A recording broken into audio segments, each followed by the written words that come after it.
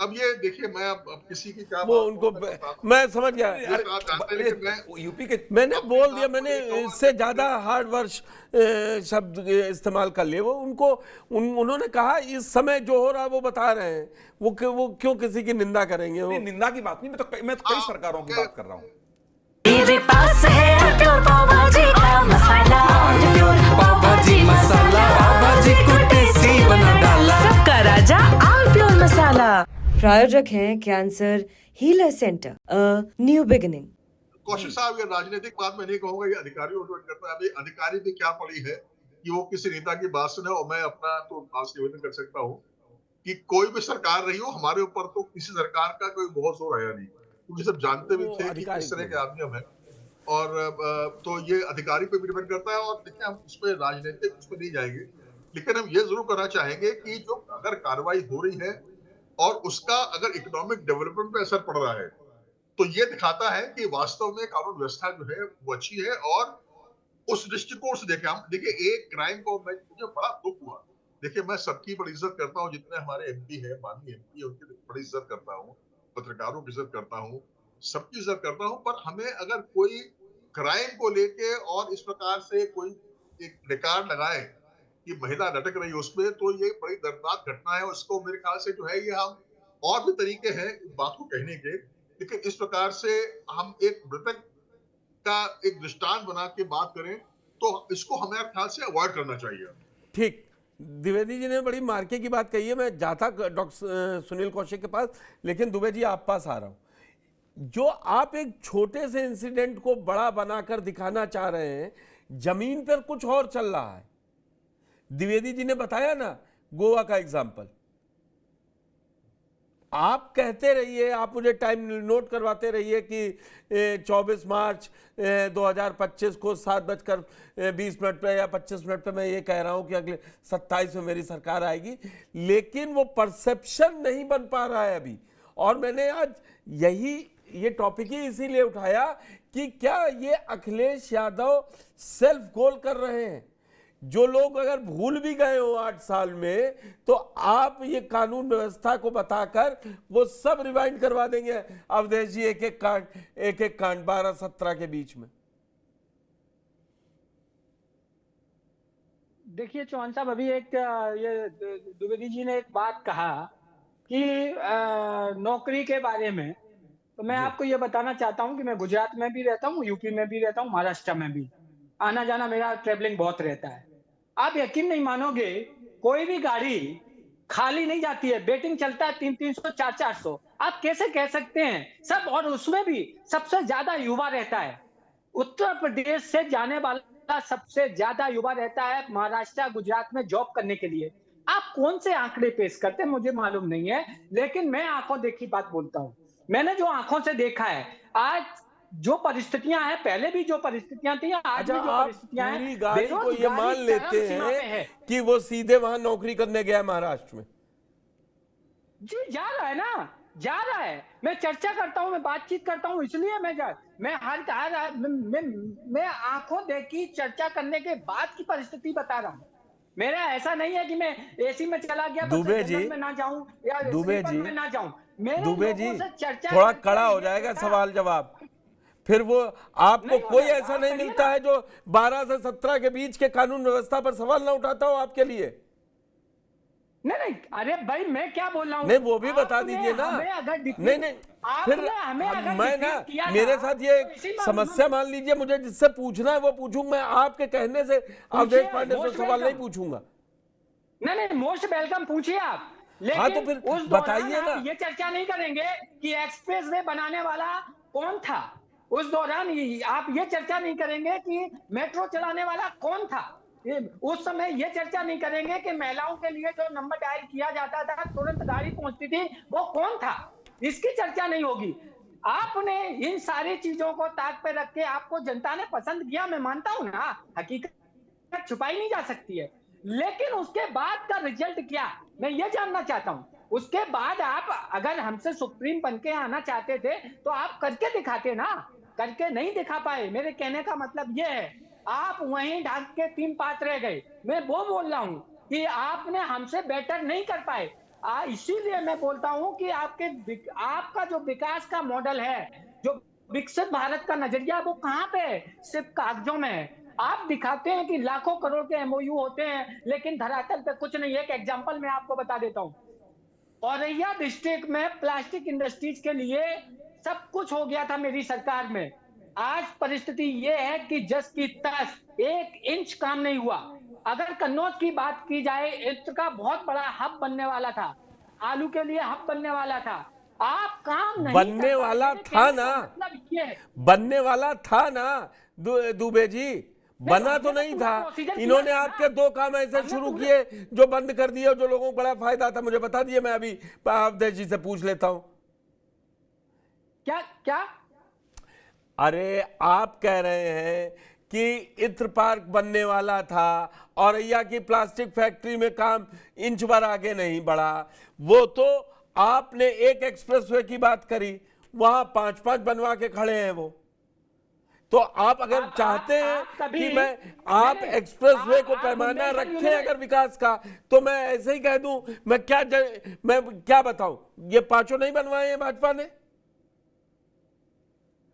दरअसल पार्टी प्रवक्ताओं के साथ समस्या क्या होती है दुबे जी, वो अपनी बात आप रखिए, आप पार्टी का प्रचार ही करेंगे, मुझे कोई दिक्कत नहीं, चाहे किसी पार्टी से हो। लेकिन अब आप ये चाहें कि आप कह रहे हैं कि आप विकास पे बात नहीं करेंगे, मेट्रो पे बात नहीं करेंगे। अरे आपने लखनऊ में मेट्रो शुरू कर दी, उन्होंने कहां शुरू कर दी, आप बताइए, उस पे मैं चर्चा करूं। अरे लखनऊ का कितना इंच बढ़ गया बताइए आप हमें। लखनऊ कितना मेट्रो बढ़ा, आप बता दीजिए ना हमें।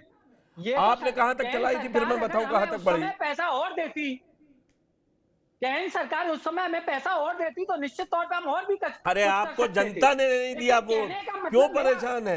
मेरे कहने का मतलब चौहान साहब ये है कि आपने उसको कंटिन्यू क्यों नहीं रखा? इतनी एलर्जी थी समाजवादी पार्टी की सरकार से या समाजवादी पार्टी से कि समाजवादी के जो काम थे उसको आप नहीं आगे बढ़ा पाए।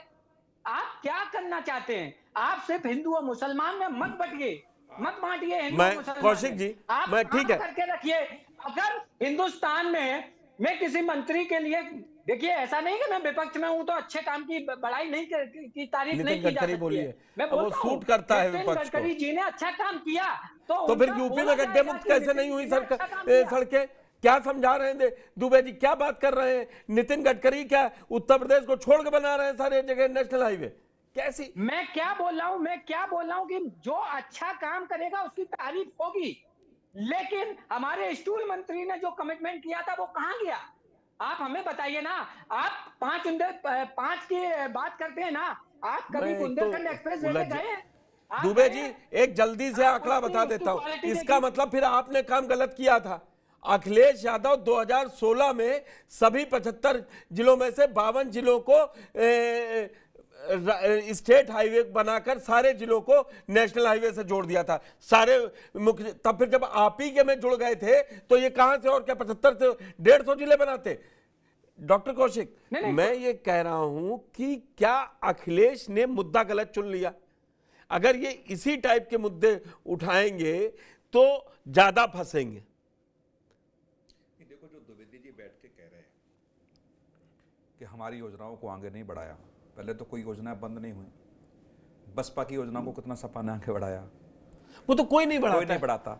मतलब जो अपना वोट बैंक होगा उस वोट बैंक के लिए सरकारें काम करती हैं। ऐसा तो है नहीं कि वो सपा के वोट बैंक के लिए काम करेंगे, सपा के गढ़ में ही विकास होगा। ये सपा के गढ़ में ही विकास होगा तो भाजपा के गढ़ कौन से कहे जाएंगे? है वो अपने गढ़ में काम करेंगे। आपने अपने गढ़ में काम किया, आपने सैफई को कहाँ बना दिया? आप बताइए। या तो आपको 2017 के बाद सड़कें याद आ रही हैं, तो मुझे लगता है कि 2017 से पहले आपकी सरकार थी। इटावा मैनपुरी के रोड आप देखिए, तो क्या 5 साल में टूट गए? 4 साल में टूट गए तो गड्ढा हो गई।